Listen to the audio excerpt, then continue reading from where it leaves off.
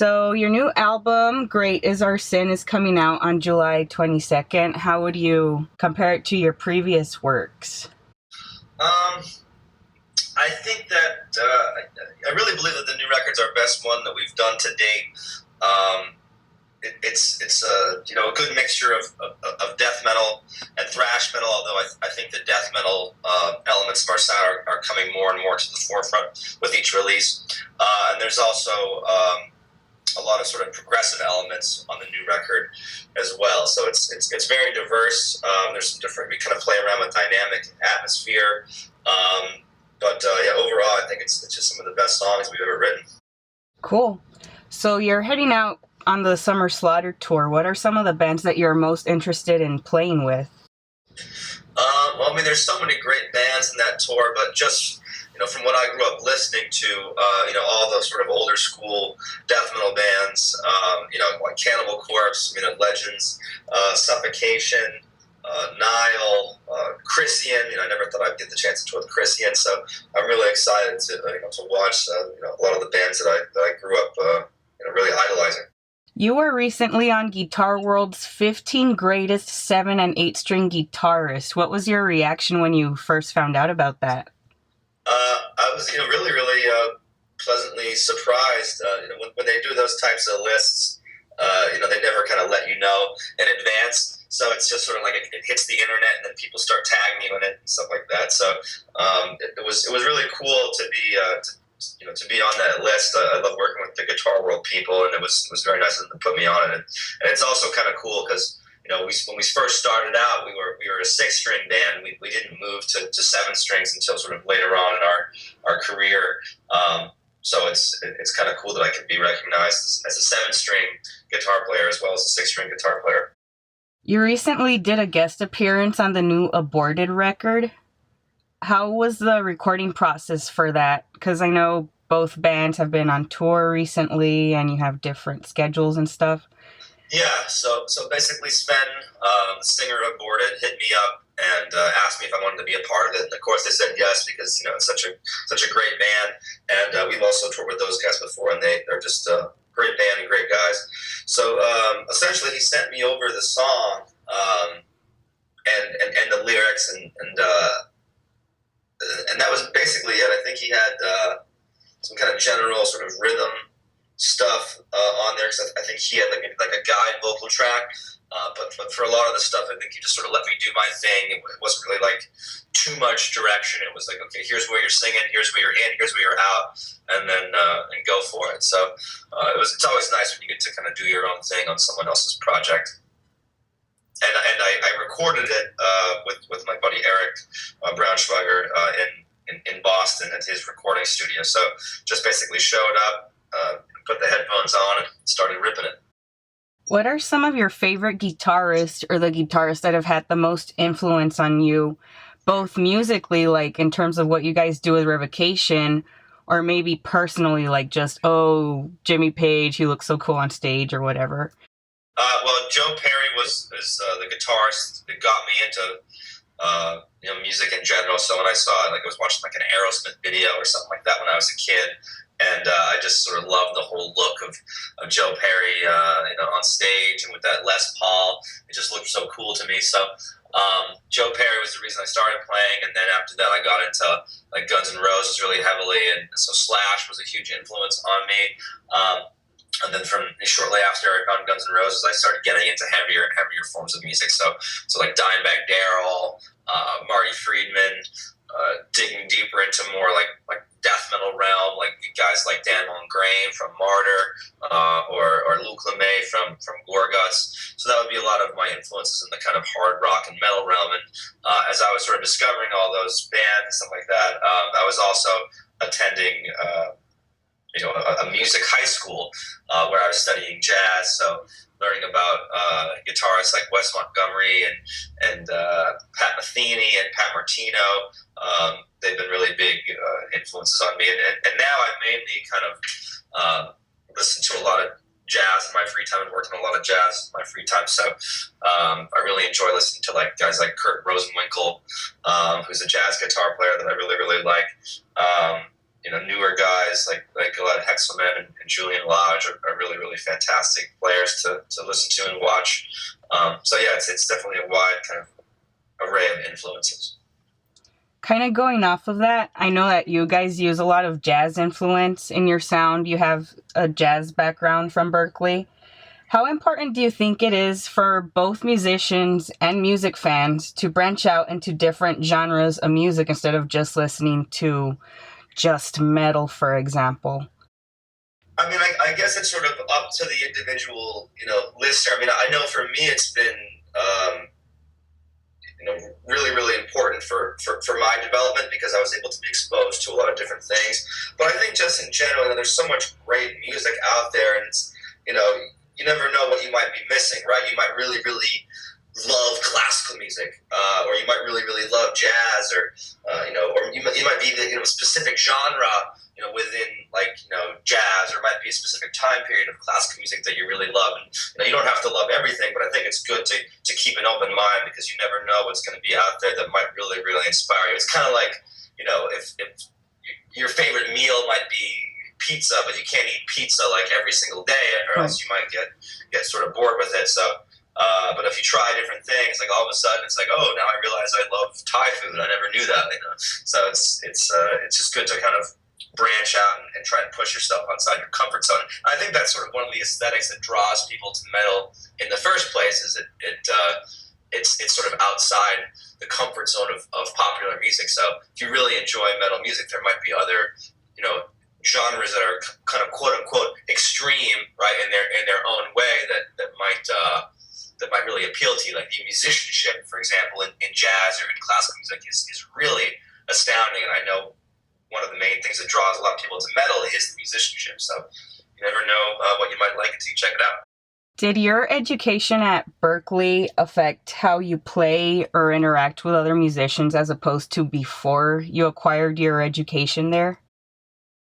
Yeah, I would actually go even further back to when I was in high school, because it really was a pretty rigorous music program that I was attending. I mean, I was working with the big band and working in smaller kind of jazz combos. So learning to play with other people and also just sort of understanding theory and stuff like that, so that I can put my ideas into words a little bit better, especially when talking about like rhythms and stuff like that. Right? If I'm working with a drummer, understanding like, okay, where the snare is falling on beat 2 and 4, or on the and of 3, or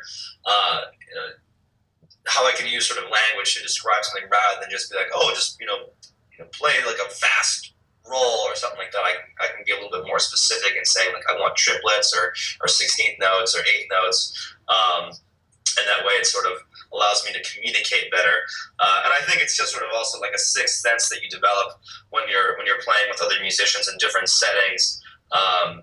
Especially if you're improvising music, right? You kind of know when to build something up. You're listening to what the other players are doing. So, like, let's say if I'm not soloing and I'm doing something where I'm like playing like chords to accompany something, am I playing too loud? Am I playing too soft? Am I too busy? And when I'm playing, do I need to lay it back? So it really kind of gets you in tune with the general overall vibe of the musical setting that you're in. So I think that's really, really important when you're thinking about playing with any type of band. Kind of going off of that a little bit, how much thought do you intentionally put into your song structures? How much is like more organic, jam-based, and how much is like more kind of Dream Theater, how they have their time signatures written on their whiteboard, you know what I mean? Mm-hmm. Well, I never really write anything out, but I do put an incredible amount of thought into the music. So it's all just sort of in my head, and like, whether I'm sitting down, like writing a riff, I'll go through. Sometimes it'll just come to me naturally. Sometimes I might need to go through, a couple different drafts of the riff, or like I might record a riff in my little, garage band at home, and then like I revisit it like a month or two later, and it's like, okay, there's something about this that I like, but I need to like change this slightly, so I'll go back and revise things. Really, when it comes to song structure, that's when I'm really doing a lot of mental thinking. I won't even have my guitar on me. A lot of times I'll just sort of, get on my car and think about it as I'm driving around, or sort of pace back and forth in my house, like thinking about like, okay, like what if I move this riff here? What if I what if I change this section around, or I don't know if that bridge section works with this song, what if I put this other thing in there? So I'm really thinking a lot, and then it comes into playing with other people, right? So then I'll bring the ideas once they're pretty fleshed out in my own head to the practice space, and then we'll jam from there. So it's sort of this weird mixture of like a cerebral process, but also an organic process. It's kind of hard to separate the two because they're both kind of intertwined. What I will say though is ideas will just hit me right on the spot. They're just like good to go sometimes. So for example, the song "Communion" off the new record, I remember jamming that with Ash in our practice space, and I had a bunch of the riffs, but it needed a chorus riff, and I just didn't have it, and written at the time. So I was like, all right, let me try some things out, and I think my first sort of try it just randomly hit me. I just sort of had an idea in my head, and it was funny. Ash was like, "Oh man, just came up with that on the spot." He's like, I was expecting we were gonna go back and forth with this for a couple hours or something like that. So sometimes you do get lucky, and that creative spark just hits you. But it's definitely a lot of thought goes into composing our song. I had some fans submit questions, and someone asked, your singles seem to follow a more expected modern song format, while the rest of the album tends to take free-form flow with the music. How intentional is this? It's, I guess, when you're putting out a song, you kind of think okay, what is going to have sort of an appeal to the largest percentage of fans of metal, and I think a good solid song with sort of a more concrete structure is certainly maybe a good first impression to make. Sometimes it's also the label that has ideas what are you thinking about this song or this? For us, we're really passionate about all the songs that we write. So if a record label is sort of leaning one way, it's we're thinking this could be a good potential for a music video song or a single. We try to take their advice on that kind of stuff because they're sort of in the business of selling records, right? But ultimately, we have the final say. I will say though, if you look at our newest single, "Communion," that we put out, since I was already talking about that song, I don't think it really follows too traditional of a structure. It sort of has choruses, but it's almost more of the death structure where there's a series of a bunch of riffs all in a row, and then there's a bridge section, and then the whole cycle repeats again. So it's not as sort of traditional, I guess you'd say. So I think you can look at the different singles we put out. Some have followed a more traditional structure, and others have followed more maybe a little bit of a more unorthodox structure. I'm curious about your view on Babymetal. Mad props to your work on Inferno, by the way. Oh, thank you very much. To be honest, I'm not really too familiar with Babymetal. I know who they are, but I'm not really too familiar with their music. So. Someone else asked, what should I start with in regards to learning your style of jazz guitar, even if it's just certain scales I can practice? I would say if you want to learn jazz, right, you really have to listen to jazz. So rather than listen to me, definitely check out guys like I was mentioning before, like Wes Montgomery, Pat Martino, and you can kind of almost go chronologically, right? So if you go all the way back to time of Charlie Christian on guitar, and then listening to Charlie Parker, who was a bebop saxophone player, he ended up influencing guys like John Coltrane. So a lot of jazz. There's a lot of great jazz guitar players, but it's not really necessarily a guitar driven from the music. So my suggestion would be not just to listen to guitar players, but to listen to horn players, right? Like Miles Davis, listen to John Coltrane, listen to piano players, right? Check out guys like Bill Evans. If you're into jazz with a little bit of a Latin flair to it, guys like Gonzalo Lucaba is a phenomenal jazz piano player. So there's all these different musicians out there to check out, not just guitar. So that would be my first advice, is really just sort of familiarize yourself with the music and really listen to it so you can kind of understand the phrasing of it and the feel of it, because that's the most important part. You could learn scales all day, but if you don't have a good swing feel, it's not going to really come across like you're playing jazz. It's going to sound more straight ahead. And then in regards to like learning scales, you obviously want to familiarize yourself with all the modes. But really, what's important is understanding phrasing and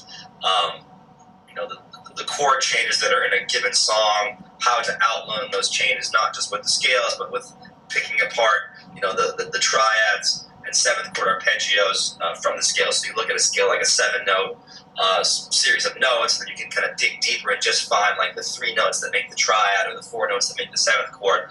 That way you can kind of outline the chord changes with a melodic line and use the scale along with some passing tones to sort of fill in the blanks. You give Skype lessons, correct? Guitar lessons? Yes.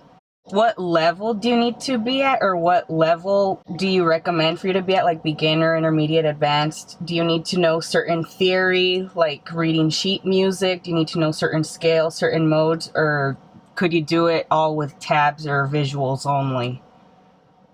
Yeah, I mean, I teach all levels. So, I'll teach beginners, I teach intermediate, I teach advanced. And I think it depends on a case-by-case basis with the student, right? So depending on what the student's needs are, I try to cater to them. I mean, of course, I have an overarching, plan of like where I want the student to eventually, go with it. But, I try to cater my lessons to each individual student's needs. So some students are interested in reading sheet music. We can go over different, transcriptions that I have, or different like Bach pieces I'm working on, like a Bach invention with one of my students right now, and it's all just written out sheet music, no tab whatsoever. Other students aren't really that interested in reading sheet music and are just more kind of visual learners. Well, like I'll play something and they'll play it back to me. So it really all depends from person to person. But that's kind of the cool part about teaching, is it keeps you sharp and it keeps you always on your toes, because no student is going to be, fit the mold perfectly every time. Everyone's going to have little deviations or, gaps in their knowledge. And that's where I can kind of come in to fill them in. What advice do you have to aspiring musicians, both musically and from a business or marketing standpoint? Well, musically, I would say the most important thing is to try to find your own voice. If you want to start a band or start creating music, try to get into it for hopefully the right reasons. Like, do you have something to say? Do you have this creative spark in you that you just need to share with the world, or is it more just, do I want to be in a band just because I want to be in a band because it's cool? There's so many bands out there nowadays, so like the competition to be seen and heard is really, really stiff. So if you want to really do it for real, like I said, try to find your own voice, and that way hopefully you'll stand out from the pack. In regards to business, try to be smart with your money, right? Try to invest in the things that are smart to invest in, like good, solid recording. That's always good if you're recording a demo for whatever style of music that you're trying to do. Try and have it be as professional as possible. Make sure that you think carefully about your aesthetic choices, even like with your artwork, right? If you're trying to be a traditional heavy metal band, try to get a logo that reflects that look. Or if you're trying to be a death metal band, try to have a logo that reflects your sound. And have accompanying artwork that also can kind of add to the music, so that way it's a full aesthetic package. When we're coming up with the album, with the songs for the album, at the same time I'm also thinking about what is the artwork going to look like, right? What are some t-shirt designs I can think of that can sort of tie in with the concept of the record. That way it's really sort of a full package rather than something that feels sort of disjointed. So I think it's good to really make a cohesive artistic statement with whatever you're trying to release. And I think from a business aspect, that's also beneficial. I mean, look at a band like Ghost, for example, right? They really have got a great look to them. They've got an aesthetic vibe that they're going for, and right now, coupled with their sound, right, they've become one of the sort of the biggest bands in metal. What are your future plans for Revocation? You know, to really hit the road hard with this new record. We're looking forward to touring worldwide and spreading our music to as many people as possible. So, do you have any last message for any fans or metal fans out there who might be listening? Thank you so much for listening. Pick up the new record, Great Is Our Sin, when it comes out, and come out and see us on tour.